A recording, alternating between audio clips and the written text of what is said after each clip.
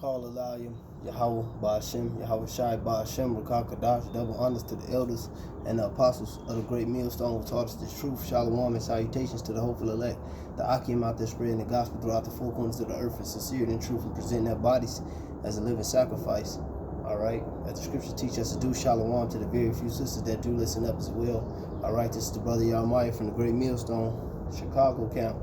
Basically coming back to you with another lesson, and this lesson is concerning our people, the vengeance, that's coming upon this place and the salvation that's coming upon our people, according to the Holy Bible.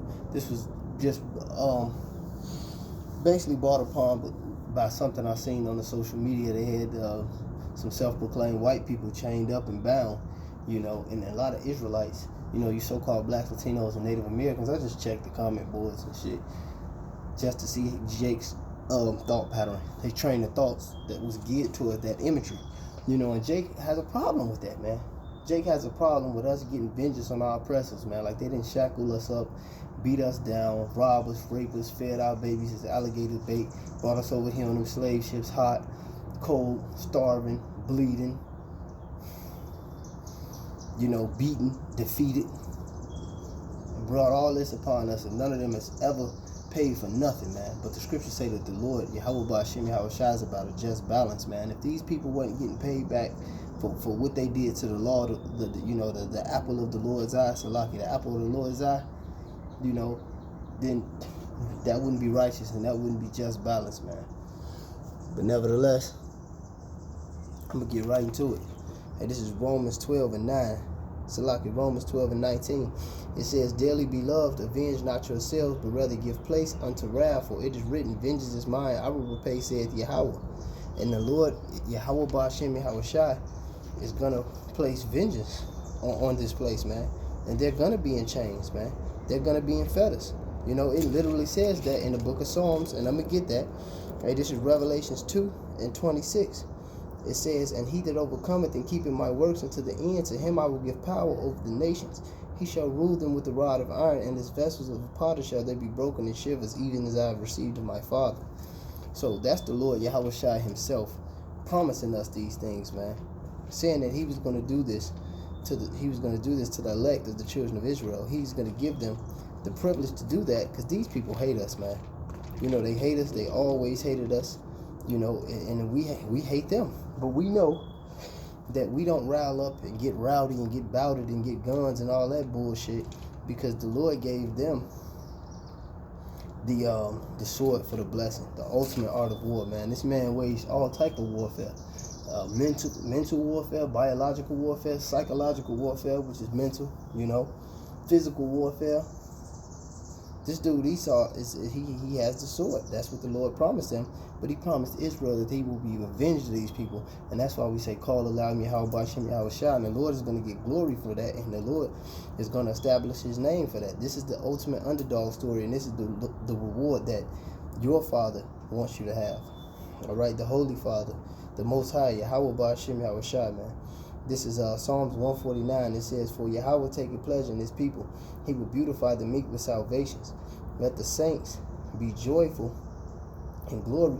Let them sing aloud upon their beds. Let the high praises of Yahweh be in their mouth, and the two-edged sword in their hand, to execute vengeance upon the heathen and punishments upon the people, to bind their kings with chains and their nobles with fetters of iron, to execute upon them the judgment written. This honor have all his saints, praise ye Yahweh." And that's why we were punished and beaten and murdered if we were found reading the Bible, but we were taught Christianity. Because this Bible speaks of a vengeful God. The scriptures say that the Lord is a man of war. Yahweh Ba'ashem, Yahweh Shai, wants you to get revenge. But that's in the fashion. He wants you to wait on him to do it. Because that revenge is coming, man. And it's going to be glorious, man. It's going to be a glorious sight. This is Isaiah 14 and 21. It says, "Prepare slaughter for his children, for the iniquity of their fathers, that they do not rise, nor possess the land, nor fill the face of the world with cities." That's plain, man. He said, prepare slaughter for his children. This is justice. This is righteousness, man. This is what Yahweh Ba'ashem, Yahweh Shai poses, man. Not the one world order. That's what Esau wants. Not you being black and saying your life matter. That's what Esau wants. This is Numbers 35 and verse 33. It says, so ye shall not pollute the land wherein ye are. For blood it defileth the land, and the land cannot be cleansed of the blood that is shed therein, but by the blood of him that shed it. Defile not therefore the land which ye shall inhabit, wherein I dwell, for I, Yahweh, dwell amongst the children of Israel. And they said the blood of the children of Israel in brutal, atrocious, vicious fashion, man. You know. And they said they wasn't guilty, man. You know. And the scripture also tell you that what? Yahweh Ba'ashem Yahweh Shai required that which is past. So you didn't get away with none of these things. You didn't get away with that. You know, that's why they throw out them blanket statements like that was in the past. So what? The Alamo was in the past. Pearl Harbor was in the past. The so-called Holocaust was in the past. We suffered the real Holocaust. All right. Hey, this is let me see. Where is that at?